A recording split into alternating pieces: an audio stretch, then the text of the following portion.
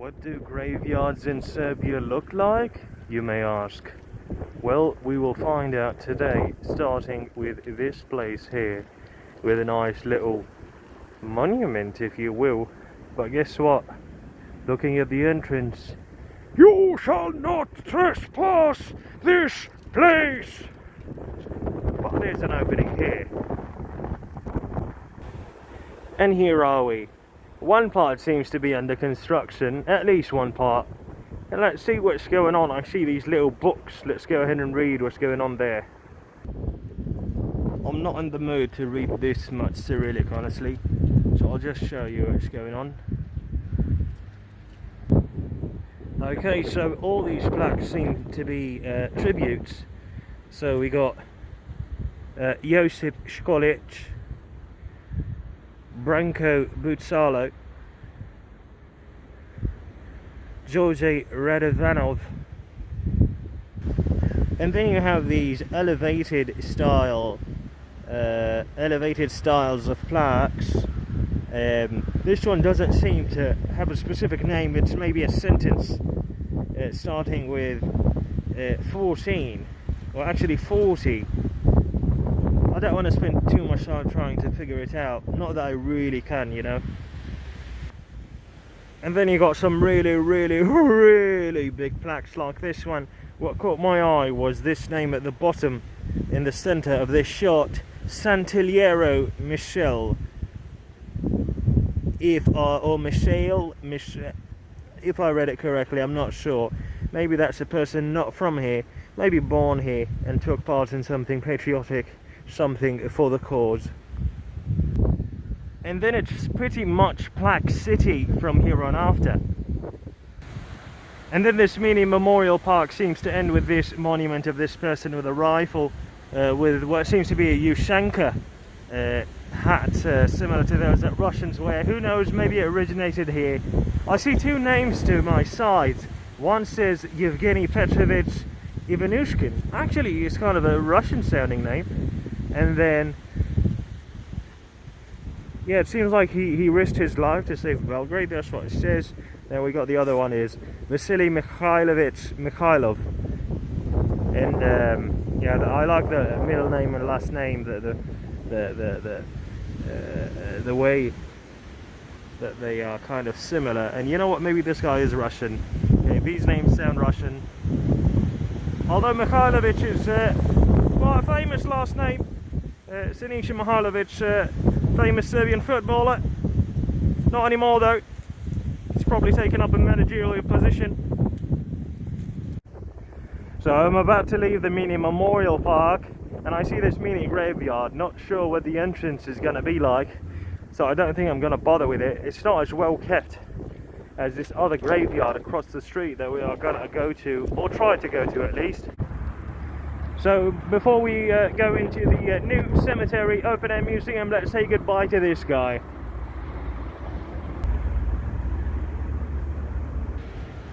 So we are in, and I see many names, but this could be Tomo Maximovic. Mirjana and Ranko, hope you are resting in peace. This seems to be the head of Mikhailo Dragicevic. He seems to be a bank director. Quite an interesting cross and what seems to be maybe like a spear, or not a spear but a spear, but looking closer it's just decoration really. And you know, it's quite a vast open air museum cemetery. It's quite big really, but I'll show you the cool stuff. Christianity does seem to play a big role in the history of this country, as evident by the crosses and many other things. This is quite interesting and unorthodox. Let's see what it's about, if we can. Okay, I'm on the other side now. I don't seem to find any names. What a list of names. Let's give a couple of them some love. We have Gospoda Nešković Ilić. We got Vojislav Nešković. We got Mirjana Nešković. Oh, so it's Nešković's here. But we do have down yonder we have Costa, Ugrica, and we have a Konstantinovich, but she also has the Neshkovich in the name. And there you go, or as they say here, very nice design going on here. Let's get closer and see what's going on. So it seems like this is the Branislavievich family. We got Slobodan, we got Dragoslav, Alexandra, Dragon, and is it Smelia? Probably. Okay, so the design behind them, it says the last name seems to be Barlovtsa. What a beautiful lady this Katerina Sinjelic, if I'm reading it correctly. It seems like she was born Jovanovic, which indicates that they seem to take the last name of the husband here. So her husband was probably Dobrosav Sinjelic. Boyan Zvianov's tombstone is quite fancy really, but the location is not the best. Let's go to the other side. You see, the design is absolutely fantastic, but let me show you exactly what I mean about the location. And we've got a skull up there, which is quite interesting really. I mean, sure, it's at the edge of this block, if you want to call it a block, but still it's kind of covered by this other tombstone. But what can they do really? I think they did a good job. So just from standing here, I can see a lot of higher tombstones, if we were to call them tombstones. And yeah, we got this one here with a greyish kind of dome. We've got another one over there, and then we've got a big church-like building over there. So I'm guessing these benches are for if you want to sit and talk with people like Ilya Milicic, maybe say a prayer, something along those lines. It's done in at least another country I know, but there are no benches in the country I know. People just squat. Okay, so I got to a really memorially part of this new cemetery open air museum, and we also got these sleeper style of tombstones that are just on the ground, nothing, you know, propped up behind them that's pretty high. Let's see one of those other semicircle kind of things and see what's going on. Yeah, we just got a lot of names. I didn't see this part the last time I was here, which was about a year ago.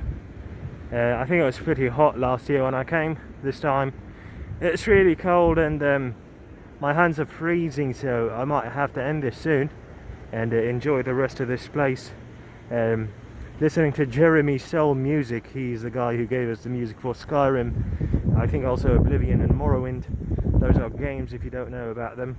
I like to listen to his music when in such situations, such places. Provides an appropriate atmosphere. Besides that, even if I end soon, you've seen the basic gist of the place. And in this part it seems that the tombstones are rather stacked. I reckon we won't really find many things here that are better than what we have already seen. But I'm going to take a walk down this path regardless. Okay, so I see a new style here. And we got this interesting monument, and there's another guy.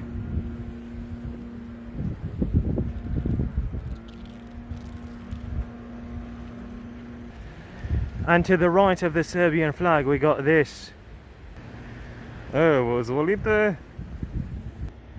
Now I'm seeing Russian letters under this monument that I showed you from afar, and I see a flag of what seems like Russia. It says Russia.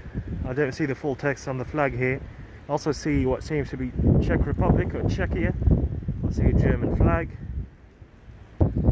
Okay, so I was taken aback by the colourfulness of this structure and the structure next to it. And I definitely see Russian text on this building. Don't confuse between Russian text and Cyrillic in general. No, this is Russian Cyrillic, it seems like. I mean, I'm 99.9% sure it is Russian.